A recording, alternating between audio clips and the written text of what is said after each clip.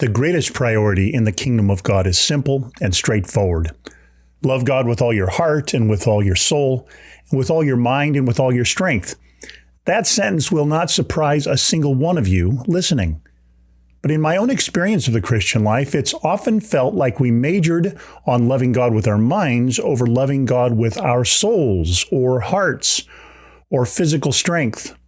We've often valued right ideas over the right sort of heart or practice. Today, we'll talk about how we might experience a more creative way of living our lives in God. Welcome to the Unhurried Living Podcast.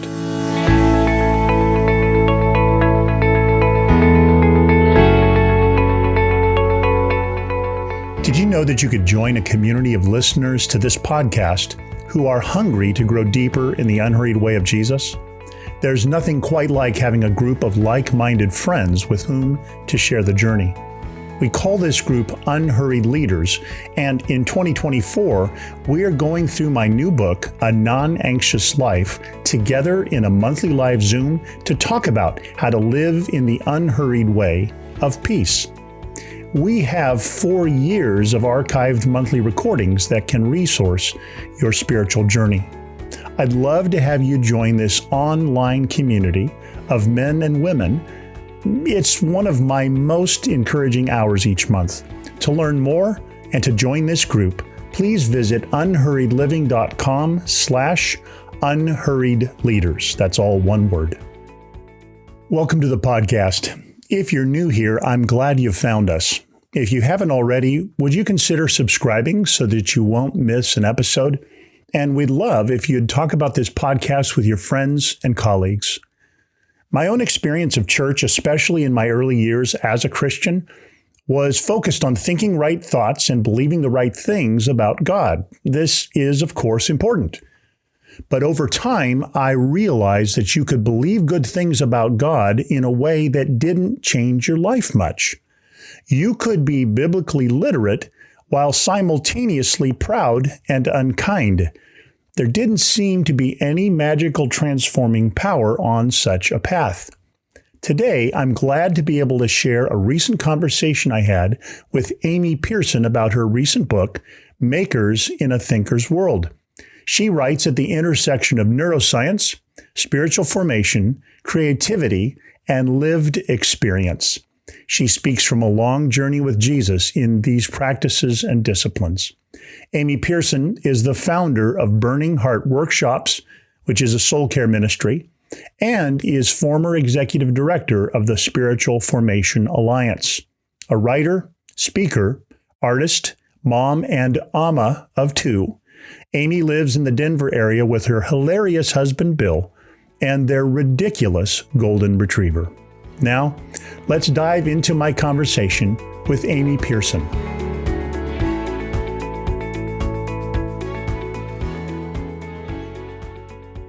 I'm so glad to be able to have this conversation about your book, Amy. Welcome to the podcast.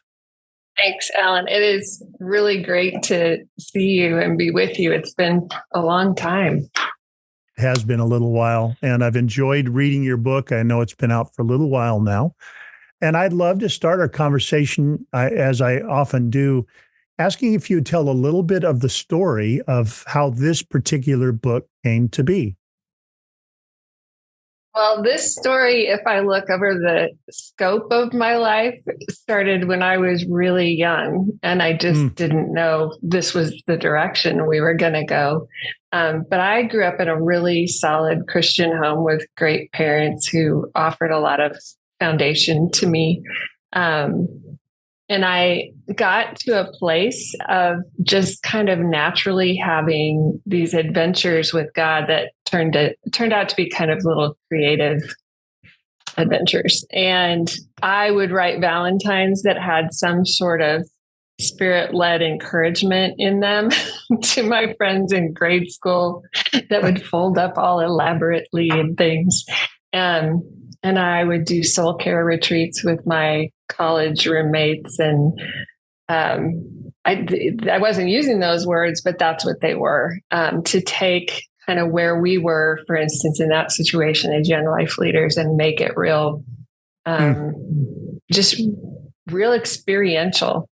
That was how I encountered God. And one of the stories I tell in the book is even as a kid in high school, I would go to this summer camp and I'd sneak out after these really long days and I'd just sit on the porch and write poems about this light that just was beckoning to me across the lake. And it just became the symbol of God's love to me. And I was always encountering through word or through making something in God's character that was drawing me more deeply into a love for him. So as I got to more the years when you and I met around spiritual formation work, I just kept feeling like there was something more, that I didn't fit in the crowd that I was around. And because of all these weird creative things that I did.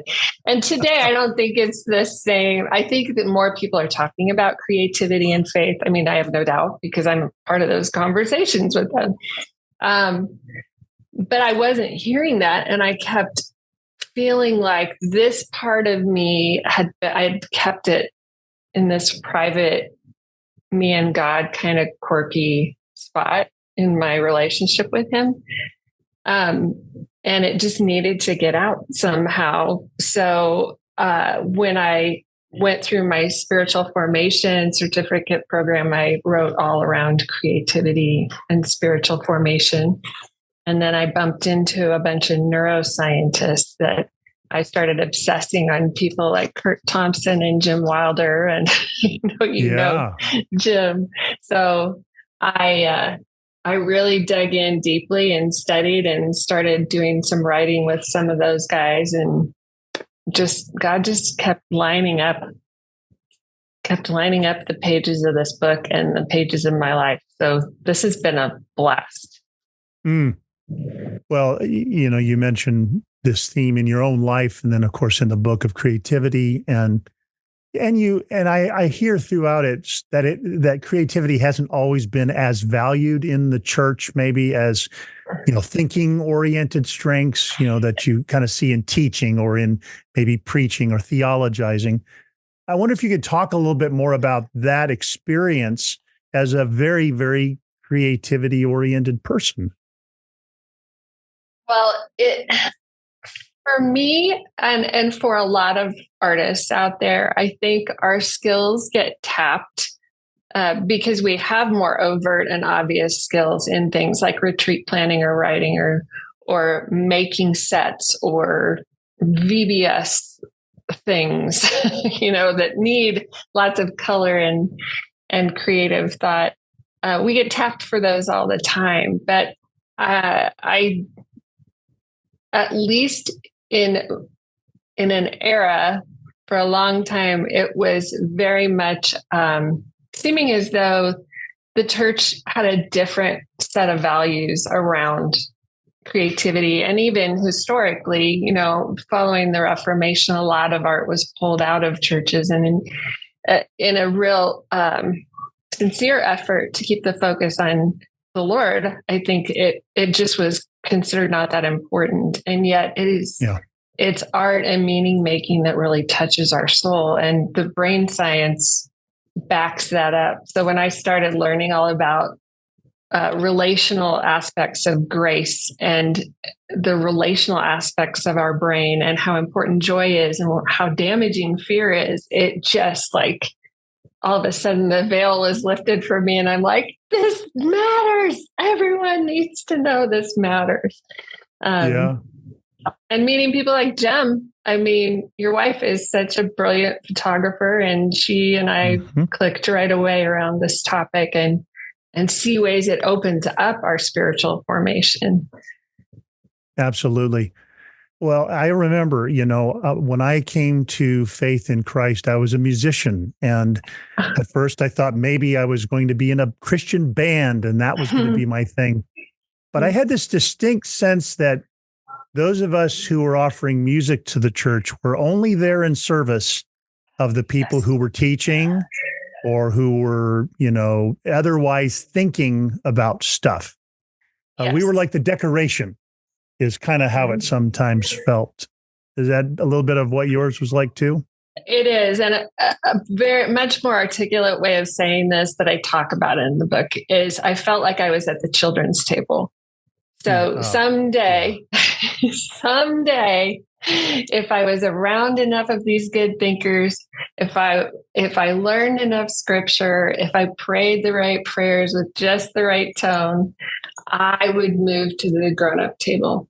And I really minimized and also muted my voice into some of those circles. And I don't think it was necessarily because these individual people felt that way. I think that was kind of the ethos that I picked up in these different environments I was in, because I just didn't see it around me. I didn't recognize anyone who was engaging with God the way I did. And I can say it's very opposite today. I find these people everywhere, and a lot of them have a similar story to what you just told and what I have felt. Like we felt like it was a lesser thing, or we were serving this bigger purpose. And yet this is where our hearts soar, Yeah, I think God's right in the middle of that. absolutely. Well, I really appreciated a phrase in your subtitle. You talk about the spiritually transforming power of creativity. I'd love for you to sort of unpack that a little bit more, because I really do. I resonate with what you're saying. And it hasn't always been in those sit in a room, listen to somebody teach something moments where I have been most impacted by God's presence. Mm-hmm. Mm-hmm. Well, formation, we could go so many different ways with this, and it can be so heady, but it really comes down to joy. And our brains either are operating out of joy or fear. So if we are in touch with our joy in the Lord, first and foremost, when we enter into any activity, we are in that joy state and able to connect with this creative and relational side of who we're made to be. And I think all creativity springs from that. I know artists who do very dark art, and they do very unhealthy things with their making. But the motivation is clearly fear-based. And I'm not suggesting we dabble in that at all, but I really believe the Lord has at the soul of our making. There are two things. Andy Crouch said the seed of any creative action is lament, and so in the book we start off by talking about these places of deep longing and lament in our lives. Well, my lament was I felt all alone in this weird way of being with God. And I so longed for community, and I so longed to give myself, my gifts to the church. And I didn't see a place to do that. That was a big longing.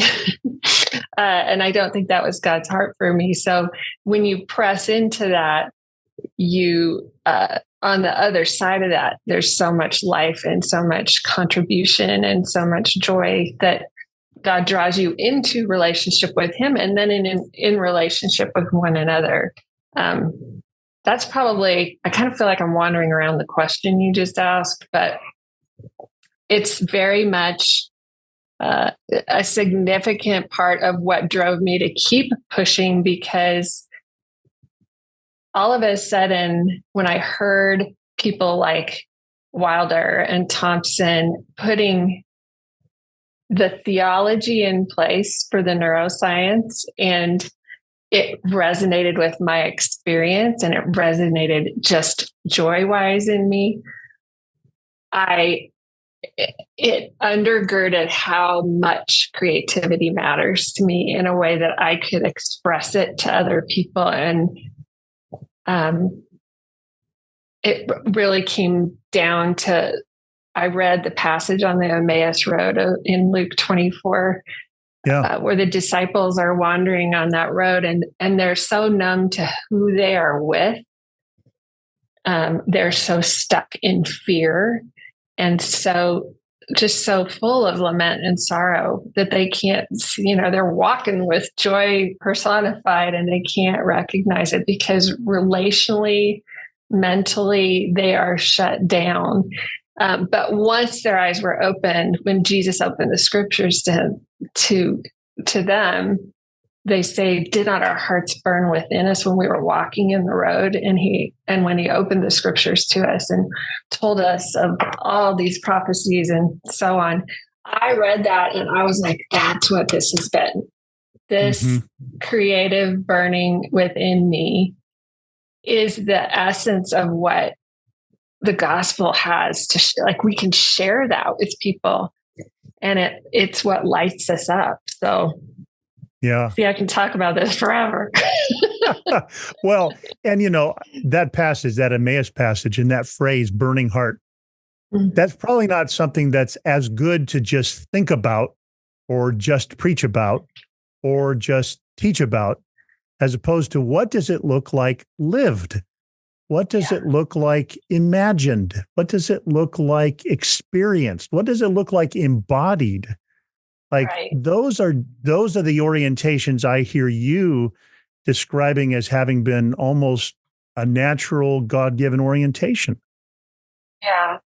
And I think the thing that really grieves me is how many people are satisfied in their head alone. I think there is no question that because we are all made in the image of God, because we all are made by a creative maker, we need to value that and find our own creative space. Because it's not that thinkers don't have it. I'm not saying you're a thinker or a maker. You're both. Yes. And that is just the beautiful balance of that. If we all were walking in our creative vein, I can't even imagine how bright and on fire the world would be. And yet we don't give space to contemplate that or work that out. We just don't, because I don't think we know how exactly to do that for one another, especially in corporate worship settings. I mean, it's just tricky, but it should be talked about more. Yeah. Well, I mean, you were mentioning off ramps. Like I think now of my experience, for example, visiting cathedrals in Europe. Mm-hmm. They are talk about creativity. Oh my goodness. Yeah. Or stand in an Orthodox, church and the icons. And so our tradition, our Protestant, maybe even Protestant evangelical, I don't know which label anyone prefers to use, we've gone kind of Spartan when it comes to beauty. And we seem to think that just a nice idea or even a beautiful idea is enough. Mm-hmm. But I have found that you can have great ideas and not be much of a transformed person.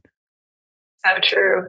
And I'll throw something into this because you've probably thought of this before, but I'm preparing something that I'm going to teach about aesthetics and how important beauty is to us to really feel in our body. Like you were talking about, this is an embodied experience that we are having. Our souls indwell all this stuff.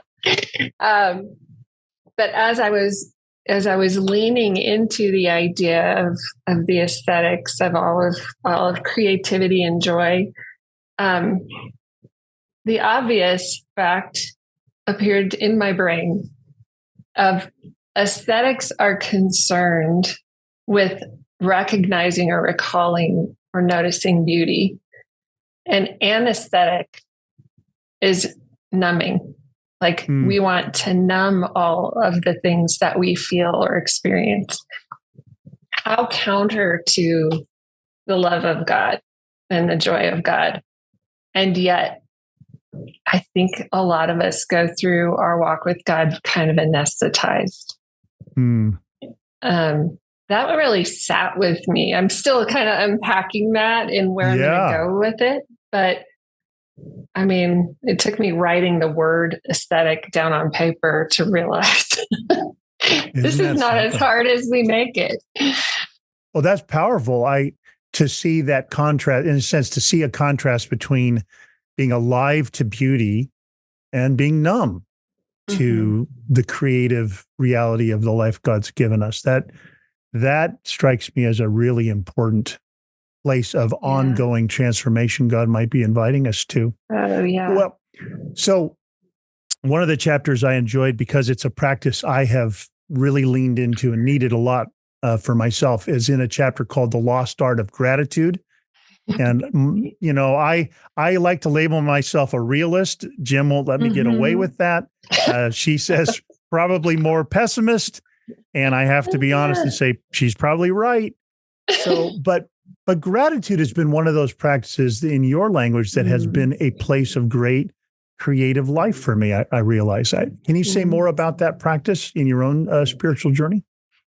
Well, I learned so much about gratitude again from Jim Wilder, and in their circles with life model works, they talk about the incredible power of gratitude because it calls you back to presence.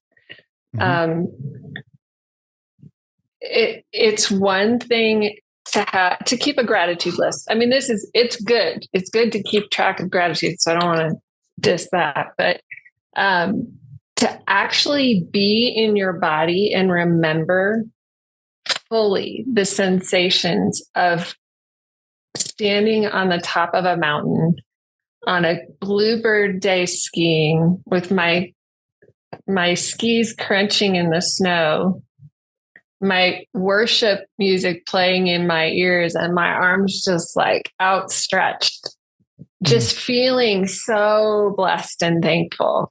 I can relive that and feel that in my body and feel God with me like I'm there. If I cultivate that practice and I regularly return to that memory, it has physiological benefits to me. It lowers my stress. It improves my sense of well-being. And neurologically, it reconnects things that either are dysregulated or disconnected relationally from other people. If I'm in fear, I cannot be in joy at the same time, and it'll disconnect. Or I think it's, who is it? It's not Kurt Thompson. Anyway, Dan Siegel, he's not a believer, but he's a really good teacher on some of this stuff.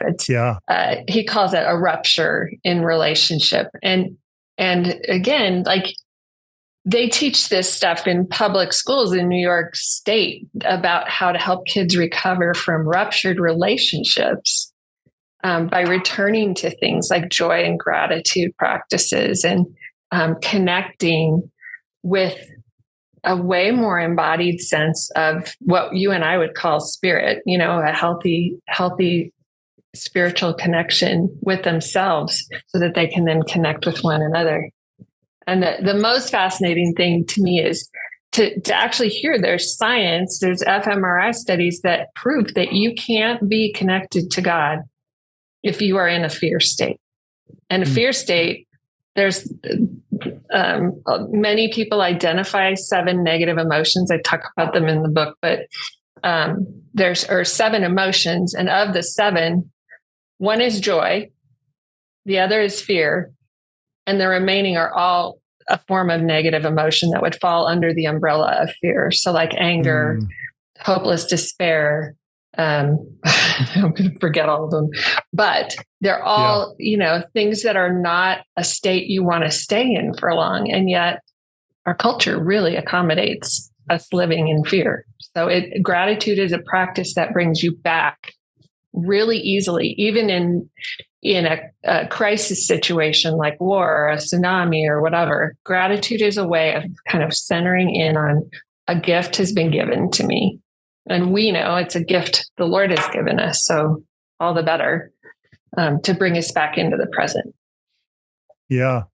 Well, the way I heard you unpack that, you know, I think it's one thing to list the ideas of things you're thankful for.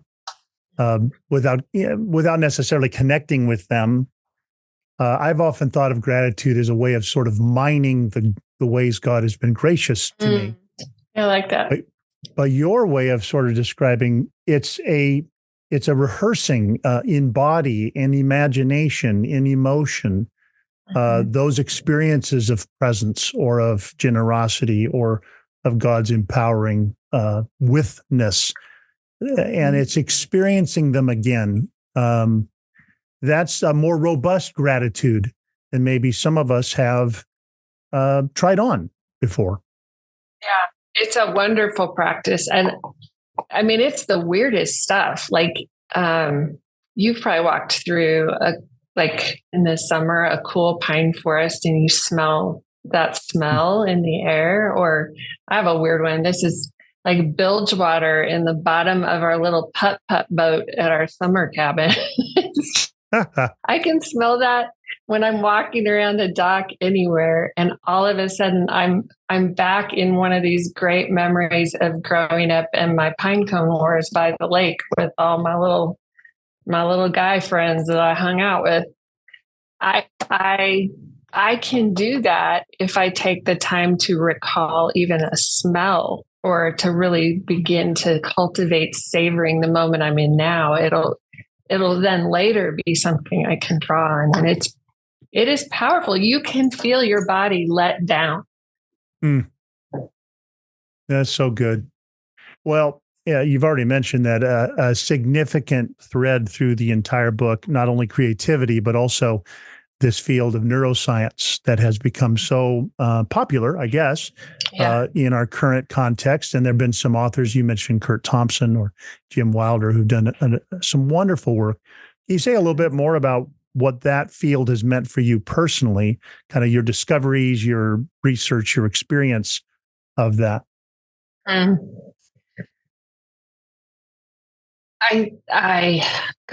mean, the big, beautiful part of it to me is how simple it is, even with all of its complexity. It really just comes down to our brains and our relationships function best when we are in a joy state. So how do we get to a joy state? Joy, this I love.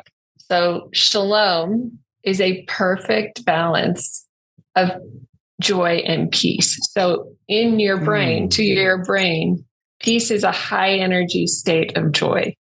Both of them happen in the exact same place in your brain. So the idea that we would always be like, if you think of joy as just always being amped up and like, that's so great. Right. There is a place for fun and excitement and things like that, but it's more encompassing both high and low energy states of joy. It's curiosity, it's wonder, it's beauty, it's quiet, it's connected and integrated. The big word I felt like the Lord said to me when I was in a spiritual direction session, I heard the Lord just keep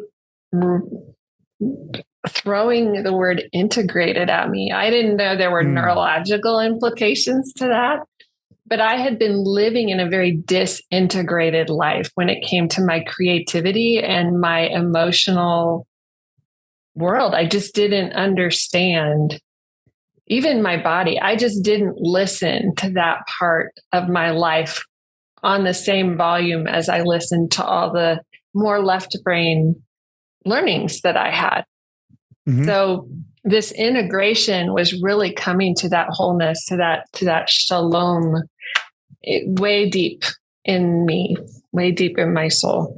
And I'm a geek. Like I love seeing the science say, well, yeah, welcome. We've known this. Yeah.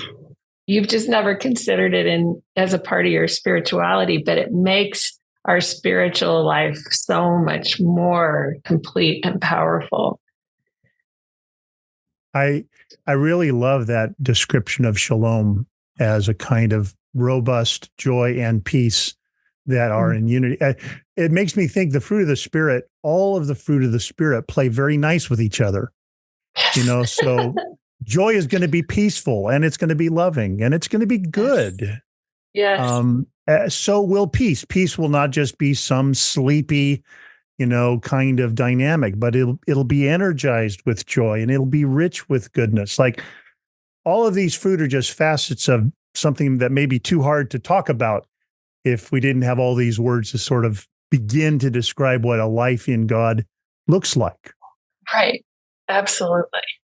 It's beautiful. Well, and it just flows. It's not like you got to white knuckle any of this, but I love the relational component is it. It's like getting connected with God and other people. And if we sense that there is any disruption in our relationships, we're probably not in a joy state. It's really quite simple. Well, I really appreciate that. So in reading the book, one of the things I notice is that you have offered a lot of really helpful practices and exercises and reflection prompts and other sorts of opportunities to engage, which strikes me as very fitting from a maker writing a book. Can you say more about those features?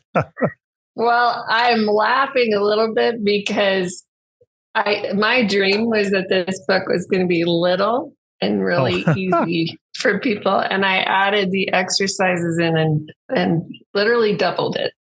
But I'll say first, this is not meant to be done in one sitting. I've had several people reach out and be like, this is a lot.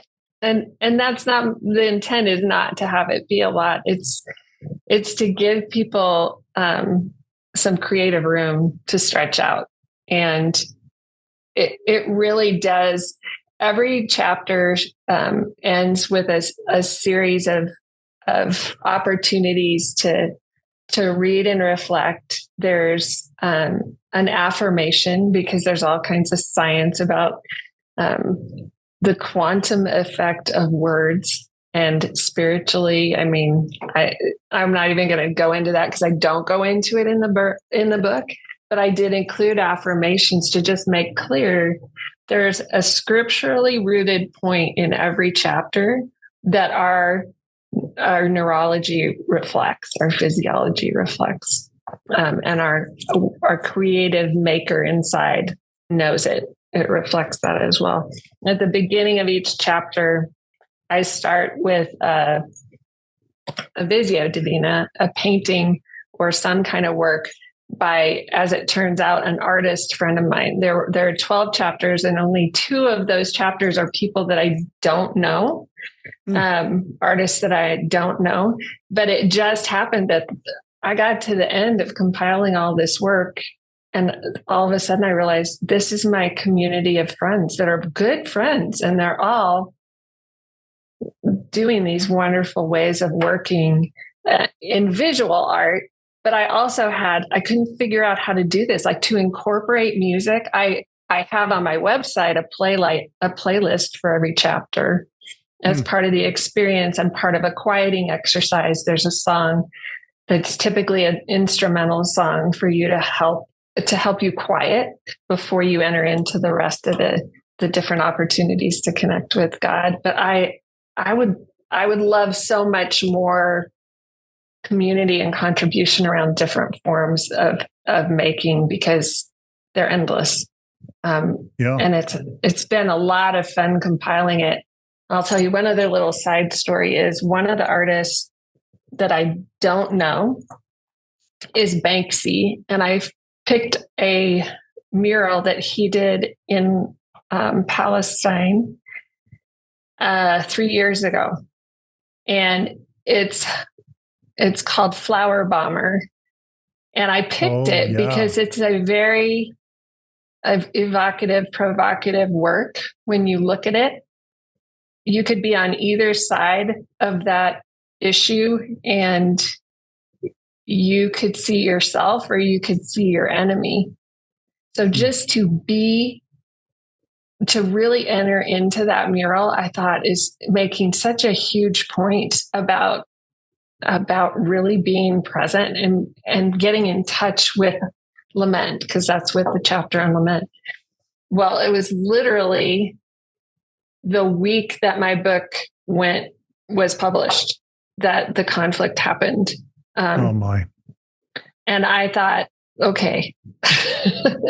And I had some really weird, glitchy things happening. And I thought, is this because I included that image in there? It's that controversial to folks. And I do understand.